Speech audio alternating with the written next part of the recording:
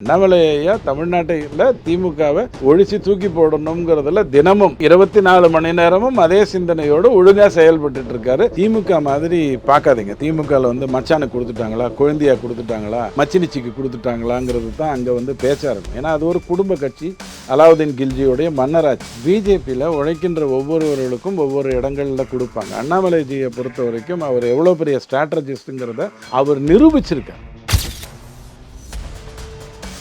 அண்ணாமலைஜி மாதிரி ஒரு உழைப்பாளி காரியகர்த்தாவை பொறுத்த வரைக்கும் அடுத்தடுத்த நிலைக்குள்ள தான் போவாங்க. அவருக்கு கொடுக்கப்பட்டிருக்கிற அந்த மாவட்டத்தை ஃபோக்கஸ் பண்ணி அடிப்பார். ஆனால் ஒன்னே ஒன்று சொல்றேன், இன்னைக்கு கொடுத்திருக்கிற இந்த எஸ்ஐஆரை வச்சுக்கிட்டு பெரிய மாற்றம் இந்த தேர்தலில் வந்துடும் நீங்களா நம்பினீங்கன்னா, 92 லட்சம் பேரை நீக்கிட்டாங்க, அது பெரிய விஷயம் நீங்க நம்பினீங்கன்னா முட்டாள்தனத்தினுடைய உச்சகட்டம். இந்த 92 லட்சம் பேர் ஏற்கனவே இறந்தவர்கள் அல்லது புலம்பெயர்ந்தவர்கள் அல்லது 4 இடத்துல வாக்கு வைத்துக் கொண்டிருக்கிற ஓட்டு போடாத 30% 12%, ஓட்டு போடுகின்ற 70% தான் கள்ள ஓட்டு வருது. அதை சரி பண்ற வேலையை தான் இவங்க எல்லாம் நுட்பமா.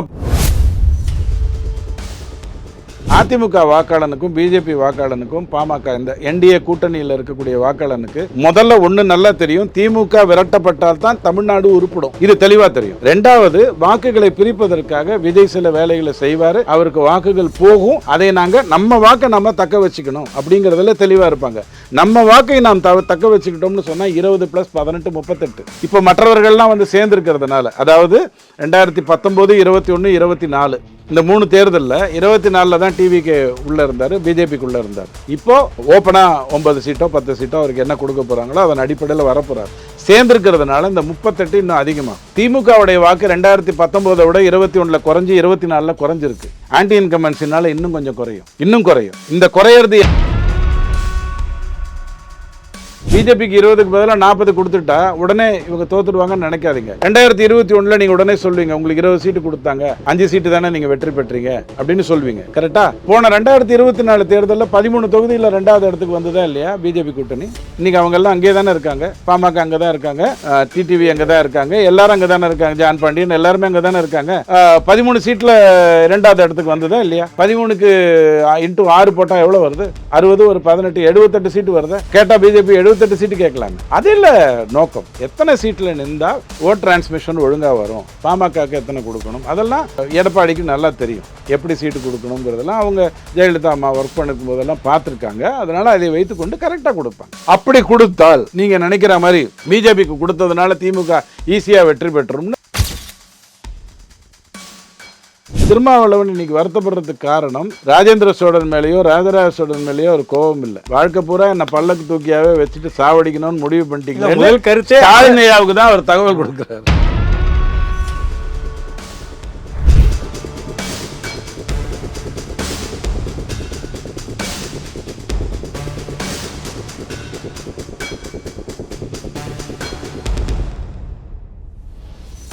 ரியல் ஒன் நேயர்களுக்கு வணக்கம். இன்று நம்முடன் இணைகிறார் துக்ளக் வாசகர் குழுவை சேர்ந்த திரு ரவி டிடிஎஸ் அவர்கள்.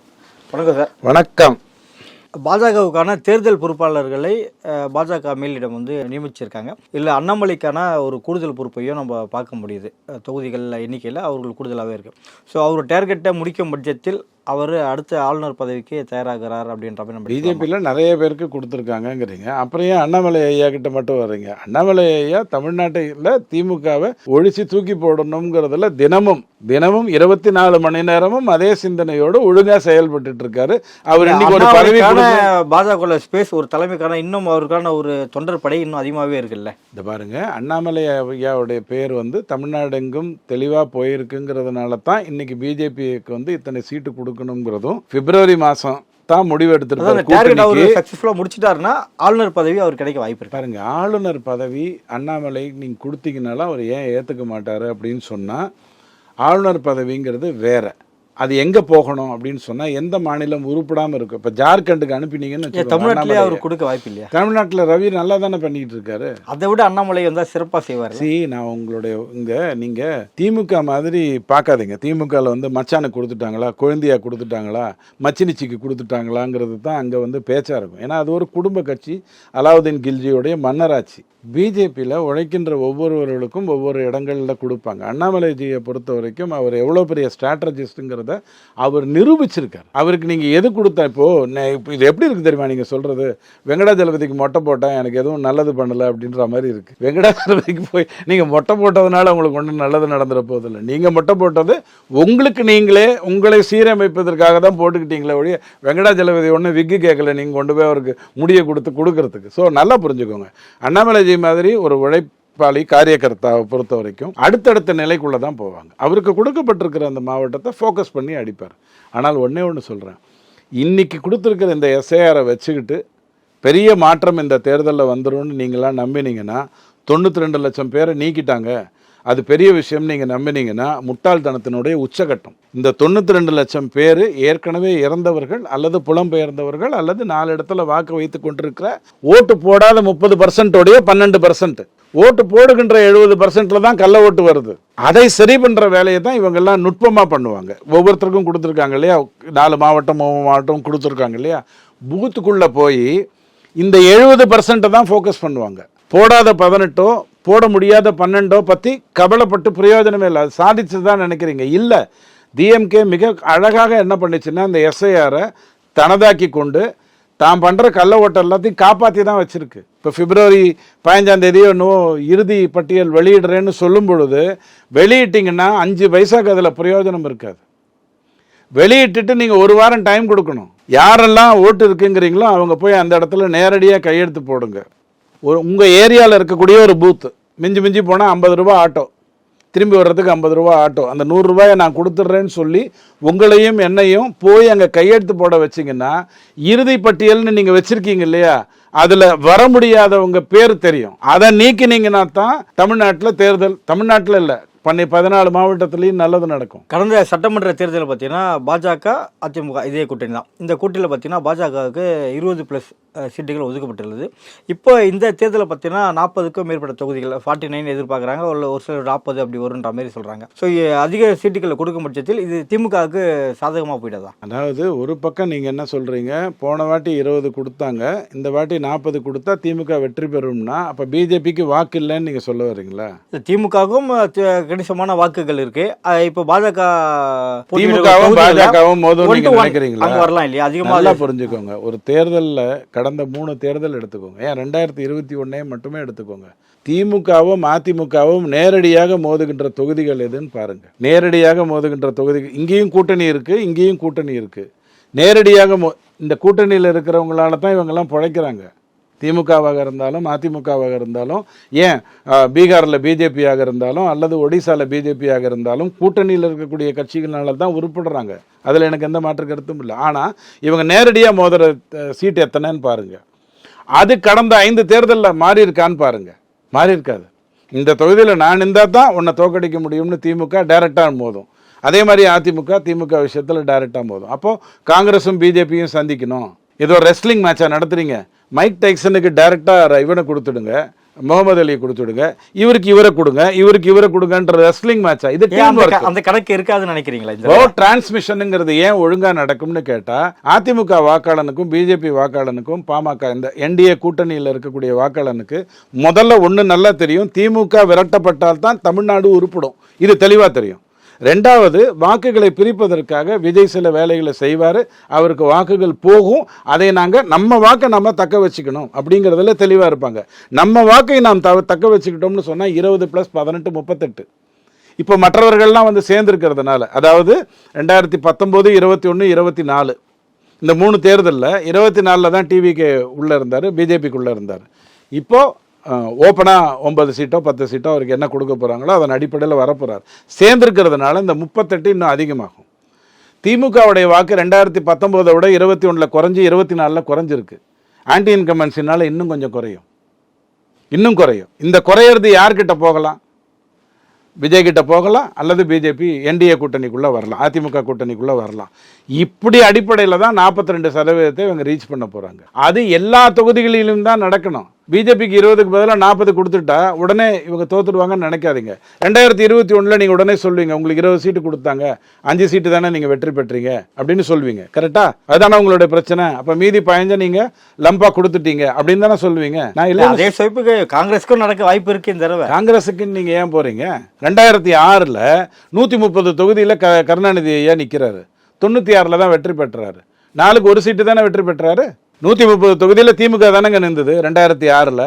பெரிய கூட்டணி இல்லைங்க. காங்கிரஸ், பாமக. அது தர பார்த்தீங்கன்னா தேமுதிகன்ற ஒரு கட்சியை அன்னைக்கு புதுசாக கிளம்புன்றது, அதுவும் ஓட்டு ஷேரிங்கான 9% வாங்கிச்சுங்க.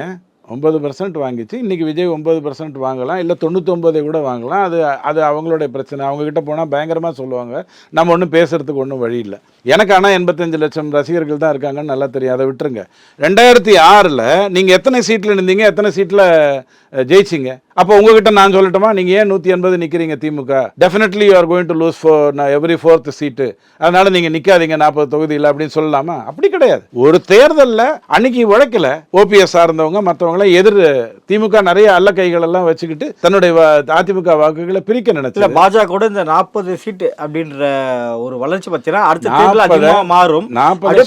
அதிமுகவோட வீழ்ச்சி இங்க தென்படுது இல்ல. அப்போ அதிமுகவை பொறுத்த வரைக்கும் ஜெயலலிதா இருந்த வரைக்குமான கதை வேற. போன முறை அவங்க தேர்தலில் நின்றது 160 சீட்டு, வெற்றி பெற்றது 66. அப்பனா எத்தனை சீட் ஆச்சு? 3க்கு 2 ஊத்திக்குச்சுல்ல. அப்படி சொல்லட்டுமா? கொங்கு பெல்ட்டில் இதில் மட்டும்தான் நீங்கள் வெற்றி பெற்றீங்கன்னு சொல்லட்டுமா? அப்படி பார்க்கக்கூடாது. இன்றைக்கி இருக்கிறது ஆன்டி இன்கம்பன்சி. இன்றைக்கி இருக்கிறது விஜய் திமுகவுடைய ஆதரவு வாக்குகளை பிரிப்பார் உறுதியாக அப்படிங்கிற ஒரு எண்ணம். இதுக்கு நடுவில் ஸ்ட்ராங்காக திமுகவை அனுப்பணும்னு எல்லாரும் பேசிக்கிட்டு இருக்காங்க. நாத்தாக்கா 8, 8.15, 8.45, 8, 9, 9.15 முடிக்கிறதுக்குள்ளே இன்னொரு 30 வருஷம் ஆகிடும். அவ்வளவுதான். ஸோ ஒரு தேர்தலை ஃபர்ஸ்ட் ஆஃப் ஆல் 40 சீட்டுங்கிறத நான் வலியுறுத்த விரும்பல. உங்களுக்கு அதுக்கு நான் ஒரே ஒரு உதாரணம் சொல்லிடுறேன். போன 2024 தேர்தலில் 13 தொகுதியில் 2வது இடத்துக்கு வந்ததா இல்லையா பிஜேபி கூட்டணி? இன்னைக்கு அவங்கெல்லாம் அங்கே தானே இருக்காங்க. பாமக அங்கே தான் இருக்காங்க, டிடிவி அங்கே தான் இருக்காங்க, எல்லாரும் அங்கே தானே இருக்காங்க, ஜான் பாண்டியன் எல்லாருமே அங்கே தானே இருக்காங்க. 13 சீட்டில் 2வது இடத்துக்கு வந்ததா இல்லையா? 13க்கு × 6 போட்டால் எவ்வளோ வருது? 60, ஒரு 18, 78 சீட்டு வருதா? கேட்டால் பிஜேபி 78 சீட்டு கேட்கலாமே. அது இல்லை நோக்கம். எத்தனை சீட்டில் நின்றால் ஓட் டிரான்ஸ்மிஷன் ஒழுங்காக வரும், பாமகக்கு எத்தனை கொடுக்கணும், அதெல்லாம் எடப்பாடிக்கு நல்லா தெரியும். எப்படி சீட்டு கொடுக்கணுங்கிறதெல்லாம் அவங்க ஜெயலலிதா அம்மா ஒர்க் பண்ணும் போதெல்லாம் பார்த்துருக்காங்க. அதனால் அதை வைத்துக்கொண்டு கரெக்டாக கொடுப்பாங்க. அப்படி கொடுத்தால் நீங்கள் நினைக்கிற மாதிரி பிஜேபிக்கு கொடுத்ததுனால திமுக ஈஸியாக வெற்றி பெற்றும்னு நினைக்காதீங்க. என்னால் இன்னொரு உதாரணம் சொல்ல முடியும். திருமாவளவன் 3000 வாக்கு வித்தியாசத்தில் ஜெயிக்கிறாரு ஒரு தேர்தலில். அதே தேர்தலில் ரவீந்திரநாத் ரவிக்குமார் உதயசூரியன் சின்னத்தில் நின்று பெரிய அளவில் வெற்றி பெறுறாரு. ஐயுஎம்எல் அதே 2021 தேர்தலில் 4 சீட்டில் நின்று 4 சீட்லையும் தோக்குது. ஜவாஹர் உல்லா ஐயுஎம்எல் எவ்வளோ பெரிய கட்சி, ஜவாஹர் உல்லா உதயசூரியனில் நின்று ஈஸியாக ஜெயிக்கிறார். இதெல்லாம் ஸ்ட்ராட்டஜி. அந்த ஸ்ட்ராட்டஜி ஒழுங்காக போட்டிருக்காங்களான்னு பாருங்கள். இன்னும் ஒரு உதாரணம் சொல்கிறேன் நீங்கள் கேட்ட கேள்விக்கு. இந்தியாவில் இன்னைக்கு காங்கிரஸோடைய நிலைப்பாடு என்னன்னு கேட்டால் ரொம்ப கம்மின்னு தான் நீங்கள் சொல்லுவீங்க. 543 சீட்டில் பிஜேபி 200 சீட்டில் நிற்கிறதே இல்லை, 343 தான் நிற்கிது. 343ல் 230 சீட்டு காங்கிரஸுக்கு எதிராக தான் நிற்கிது. காங்கிரஸ் பிஜேபி தான் நிற்கிது. எவ்வளோல? 343 சீட்டில். பிஜேபி எப்படி வெற்றி பெறுது? 240 வெற்றி பெறுது. இப்போ இந்தியா டுடே இதை எடுத்துக்கிட்டிங்கன்னா 290 வாட் எவர் இட் இஸ் அவங்க சொல்கிறாங்க. பட் காங்கிரஸ் அங்கே எதிர்க்கிறதுக்கு ஆள் இல்லையே. பிஜேபிக்கு காங்கிரஸை விட்டால் வேற ஆள் இல்லையே, வேற இவங்க யாரும் மேல வரலையே. ஏன் வரல? அந்த நிலைமை இன்னைக்கும் இங்க இருக்கு தமிழ்நாட்டில். திமுக அதிமுக டைரக்டா மோதுற தொகுதிகள் எத்தனைங்கிறத தான் நீங்க பார்க்கணும். அரசர்கள் என்றாலே அவங்க பேர் மேலே எனக்கு பெரிய மரியாதை எதுவும் கிடையாது. தமிழக அரசர்கள் தான் இங்கே சனாதனத்தையே கொண்டு வந்தாங்க, அவங்களால தான் இங்கே சமஸ்கிருதம் வளர்ந்தது, தமிழ் மொழியை சிதைத்தவர்களே அவர்கள் தான் அப்படின்ற ஒரு கருத்தை தொல் திருமாவளவன் அவர்கள் சொல்லியிருக்காரு. ஆனால் இதுக்கு நேர் எதிர்மறையான சிந்தனைகளை கொண்டு தான் திமுக ஒரு சில மன்னர்களை போர்ட்ரேட் பண்ணதான் கலைஞர் ஆட்சி. எந்த மன்னரை போர்ட்ரேட் பண்ணாங்க? ராஜேந்திர சோழன். யாருங்க நீங்க வேற ஏதாவது பேசு. திமுக தமிழ் இலக்கியத்தையும் இல்ல கொண்டு வந்தது இந்த முரண். ராஜேந்திர சோழனுக்கு திமுக என்ன பண்ணுச்சு? ஏதாவது யூனிவர்சிட்டிக்கு அவர் பேரை வச்சுதா? சதய விழாலாம் கொண்டாட்டம் இல்லையா? இந்த பாருங்க, தஞ்சை பெரிய அளவுல கருணாநிதி ஐயா இருக்கிற வரைக்கும் உங்க வீட்டுல காது குத்துனா கூட அவர் ரொம்ப சந்தோஷமா எடுத்துப்பாரு. உங்க வீட்டுல காது குத்துனா ஒரு 250 பேரையாவது கூப்பிடுவீங்களா? கருணாநிதி ஐயா ராஜாக்கள் காலத்துல தான் இந்த மொழி சிதைவே சொல்லிட்டு ஒரு காலத்திலயும் திமுக சொன்னது கிடையாது. இப்ப இந்த கருத்து முரண்லயே விசிகா திமுக கூட்டிலிருந்து வெளியே வருது அப்படின்னு கொஞ்ச நாளைக்கு முன்னாடி ரஞ்சித் சொன்னாரு. ராஜராஜ சோழன் தான் எங்கள் பாட்டன் சொத்தெல்லாம் பறிச்சிட்டான், அவனால தான் எங்கள் சொத்தே எல்லாம் போச்சு, நாங்களாம் ஒரு 4000 ஏக்கர் வச்சுருந்தோம், அது அப்படியே சுருங்கி போய் இப்போ 4 ஏக்கர் ஆகி போச்சு அப்படின்னு ரஞ்சித் உங்களுக்கு சொன்னார். இதே ராஜேந்திர சோழன் ராஜராஜ சோழனை வச்சு தான் அவர் சொன்னார். இல்லை, ரஞ்சித் வந்து திராவிட சிந்தனை கிடையாது, திருமாவளவன் சிந்தனை கொண்டவர். சப்ஜெக்ட்டுக்கு வந்துடும். நான் எப்போதுமே கருணாநிதி மாதிரி லேபிள் ஒட்ட மாட்டேன். இவன் பிராமணன், இவன் முதலியார், இவன் கவுண்டன்லாம் நான் ஒட்ட மாட்டேன். மனிதன் தான். அதில் அந்த ஆங்கிலேருந்து பேசுகிறோம், சப்ஜெக்டுக்குள்ளே வர்றேன். பொதுவாக இந்த பட்டியல் இனத்தவர் அப்படிங்கிற அடிப்படைக்குள்ளே பேசுகின்றவர்களுக்கு எல்லாருக்குமே ஒரு சிந்தனை என்ன இருக்குன்னா, அன்னைக்கு அரசர்கள் வந்து எங்களுக்கு எந்த சொத்தையும் கொடுக்காம எங்களை கூலி வேலைக்கு மட்டும் வச்சுக்கிட்டு குழப்பம் நடத்திட்டாங்கன்ற சிந்தனை இருக்குது. அந்த ஒன்லைனை மட்டும் எடுத்துக்கோங்க. இன்னைக்கு எப்படி பல்லக்கு தூக்கியா மட்டும் திமுக விசிகாவை வச்சுக்கிட்டு பல்லக்கு தூக்கியா மட்டும் வச்சுக்கிட்டு அந்த கட்சியை வளர விடாமல் பார்த்துக்குதோ, அன்னைக்கு அதே மாதிரியே அரசர்கள் வந்து பட்டியல் இனத்தவர்கள்னு இன்னைக்கு நீங்கள் அழைக்கிறவங்களை கூலிக்காக மட்டும் பயன்படுத்தி கொண்டு இருந்தாங்க. இது ஒரு காரணம். கூலிக்காக இருந்தவர்களும் பெரிய சிந்தனைகள் இல்லாமல், சத்யராஜ் அமைதிப்படை அமாவாசை மாதிரி அந்த கோட்டையில் நான் போய் ஒரு நாள் இருக்கணுங்கிறது இல்லை, அந்த கோட்டையே என்னதாகணும் அப்படின்னு சிந்தனையெல்லாம் இல்லாமல் அன்னைக்கு சாப்பிட்ட தபோ குணத்தோடு அன்னைக்கான வாழ்க்கையை வாழ்ந்து கொண்டிருந்தாங்க. இதுதான் ரெண்டுத்துக்கும் காரணம். ஒரு சிம்பிளான ஒரு உதாரணம் சொல்கிறேன். பெண் அடிமைக்கு காரணம் என்ன அப்படின்னு கேட்டிங்கன்னா, தன்னை விட வயதான, தன்னை விட அனுபவம் உள்ள, தன்னை விட பணக்கார, தன்னை விட குடும்ப பேக்ரவுண்ட் உள்ளவங்களை இவங்க கல்யாணம் பண்ணிக்க இவங்க அடிமையாகத்தான் இருந்தாகணும். தன்னை விட கீழே, தன்னை விட நிகராக அப்படின்னு பண்ணால் இவங்க உயர்றதுக்கு வாய்ப்பு இருக்குது. ஸோ பெண் அடிமைக்கு 2 காரணம். ஒன்று ஆணாதிக்க சிந்தனை, இன்னொன்று பெண் வந்து எப்போதுமே தன்னை விட உயரானவங்களை தான் கல்யாணம் பண்ணிக்கணுங்கிற ஒரு எண்ணத்தை இன்னை வரைக்கும் மெயின்டைன் பண்ணுறதுனால. அதே மாதிரி அந்த பட்டியல் இனத்தவர்கள் கூலிக்கு வேலை செஞ்சால் போகிறோம், இன்னைக்கு தண்ணி அடித்து படுத்தா போகிறோம், இன்னைக்கு உழைச்ச வேர்வையோட நிம்மதியாக படுத்தா போகிறோம், இப்படி வாழ்ந்ததுனாலே இவர்களால் உயர முடியல. அதுக்கு நீங்கள் அரசனை குத்தம் சொல்ல முடியாது. இன்னும் பாலிடிக்ஸுக்குள்ளே வர்றதா இருந்ததுன்னா, நார்த் ஈஸ்ட்டை வந்து கவனிக்காமே இருந்தது காங்கிரஸ். உத்தரப்பிரதேசுக்கு மட்டும்தான் மரியாதை கொடுத்தது. இங்கே சவுத் இந்தியாவில் தான் இந்திரா காந்திக்கு ஓட்டு வரும்னு சவுத் இந்தியாவில் தான் பாடுபட்டது. இப்படி ஒரு சிந்தனை இருந்தீங்கன்னா இந்தியா வல்லரசாக முடியாது. பிஜேபி அப்படி பண்ணலை, நார்த் ஈஸ்ட் தான் அது ஃபோக்கஸ் பண்ணிச்சு, ஏன்னா அது ஒரு பார்டர் பகுதி. இப்படி சிந்தனை விரித்துவங்கி வரும்போது நல்லா வந்தது. திருமாவளவன் இன்னைக்கு வருத்தப்படுறதுக்கு காரணம் ராஜேந்திர சோழன் மேலேயோ ராஜராஜ சோழன் மேலேயோ ஒரு கோபம் இல்லை. வாழ்க்கை பூரா என்ன பல்லக்கு தூக்கியாவே வச்சுட்டு சாவடிக்கணும்னு முடிவு பண்ணிட்டீங்க. முதல் கருத்து ஆளுநையாவுக்கு தான் அவர் தகவல் கொடுக்குறாரு. முதல் கருத்து அரசர்கள் மீது எனக்கு பெரிய உடன்பாடு இல்லைன்னு சொல்றது அரசர் தான் சொல்றாரு. அப்புறம் தமிழ்நாட்டு அரசர்களை ஐயா கோவில் கட்டியிருக்காங்க, ஒரு வரியில முடிச்சிருவோம். திருமாவளவன் ஐயா போய் அவர் ரொம்ப நொந்து போயிருக்காரு, அவரை திட்டி என்ன பண்ண போறீங்க? கோவிலுக்கு போறீங்க, தெய்வத்தை போய் பார்க்கணும், உங்களுக்கு என்ன வேணுமோ அதை வாங்கிட்டு வரணும். நீங்க சிலையை பார்த்துட்டு அவ வீட்டுக்கு போகலாமா அப்படின்னு நினைச்சிட்டீங்கன்னு வச்சுக்கோங்க, நீங்க கோவிலுக்குள்ளேயே போக மாட்டீங்க. இவர் தான் சொன்னார், கோவில்களில் ஆபாசமான சிற்பங்கள் இருக்கும்னு சொன்னார். நீ அதை பார்ப்பாங்களா யாராவது? எலெக்ஷன் வரும்போது அவர் போக மாட்டாரா? அது வேற விஷயங்க. அவர் சொன்ன கருத்துக்கு சொல்கிறேன். கோவிலுக்கு நீங்கள் போகணும்னா இதை இடைஞ்சலாக பார்க்கக்கூடாது, உங்களுக்கு பார்வையே அங்கே போகக்கூடாது. உங்கள் சிந்தனை அந்த மூல விக்கிரகத்தை கலை கண்ணோட்டத்தோடு பார்க்கலாமே. கலை கண்ணோட்டத்தை பார்த்து தான் ஆபாசமாக தெரிஞ்சிருக்காது. எத்தனையோ வருடங்களுக்கு முன்னாடி சார் இங்கே ஒரு நகை சார், அந்த நகைக்குள்ளே நிறைய சித்து வேலைகள்லாம் பண்ணியிருக்காங்க, அதெல்லாம் கல்லில் பண்ணியிருக்காங்க சார். அறிவுள்ளவன் அதை பார்ப்பான். அன்னைக்கு இருந்த சிற்பங்களினுடைய இதுவும் அன்னைக்கு இருந்த கோவிலினுடைய இன்ஜினியரிங்கையும் பார்ப்பான்.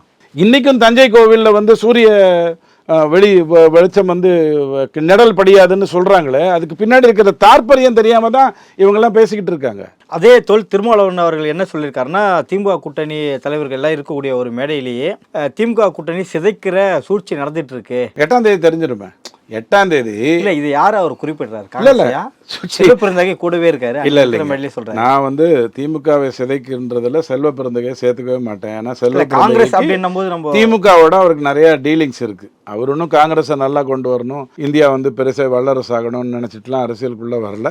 எந்த சத்தியமூர்த்தி பவன்ல போய் டமால் டிமில்னு அடிச்சு உதச்சி பண்ணாரோ அதே சத்தியமூர்த்தி பவன்ல இன்னைக்கு நல்ல தலைவராக தேர்ந்தெடுக்கப்பட்டு இருக்கார் வச்சுக்கோங்க. அப்படியே விட்டுருங்க, அவர் போனா போதும். அவர் ஒன்றும் பண்ண போறது இல்லை. 8ஆம் தேதி தெரிஞ்சிடும் விசிகா எங்க உட்கார போறாரு, காங்கிரஸ் எங்க உட்கார போகுதுங்கிறது 8ஆம் தேதி தெரிஞ்சிடும். தெரியுமா தெரியாதா? விசிகா திருமாவளவன் மாநாடு நடக்குதுன்னு சொன்னீங்க, திமுக மாநாடு நடக்கல 8ஆம் தேதி. அந்த மாதிரி தான் எனக்கு செய்தி வந்தது இல்லையா? இல்ல, அது திமுக கூட்டணி மாநாடு ஒன்று நடக்க போகுதா இல்லையா? அது என்னைக்கு நடக்க போகுது? அன்னைக்கு பார்த்தா தொகுதி பங்கீடே இன்னும் ஒரு 2 நாள் தான் சொல்லியிருக்காங்க, அதுக்குள்ள எல்லாத்தையும் முடிச்சிருவாங்களா பாருங்க. அரசியல் நாளைக்கு அப்புறம் அரசியல் இருக்கிறவங்க மட்டும் பேசிக்கிட்டே இருப்பாங்க, ஒரு இடத்துல கோடு போட்டுருவாங்க, அந்த கோடு போட்டு அவங்க உட்கார்ந்துருவாங்க. அதுக்கப்புறம் நீங்க தான் பதட்டத்துல வரணும். பேசிக்கிட்டே இருந்தா 127 சீட்டு கேட்டவர் தானே இவர். செல்வ பிறந்தகை கேட்கல, 127 சீட்டு வேணும்னு கேட்கலையா? கேட்டவர் தானே. அப்புறம் ஏன் இப்போ 40க்கோ 30க்கோ பேசிக்கிட்டு இருக்காங்க? பேசிக்கிட்டே இருந்தால் அப்படி தான் இருக்கும். ஒரு கோடு போடுறதுக்கு தான் இந்த கூட்டணி அப்படிங்கிற பேரில் மாநாடு நடத்துவாங்க. எனக்கு தெரிஞ்சு நான் 8ஆம் தேதி நினைக்கிறேன், தவறாக இருந்தால் தவறு.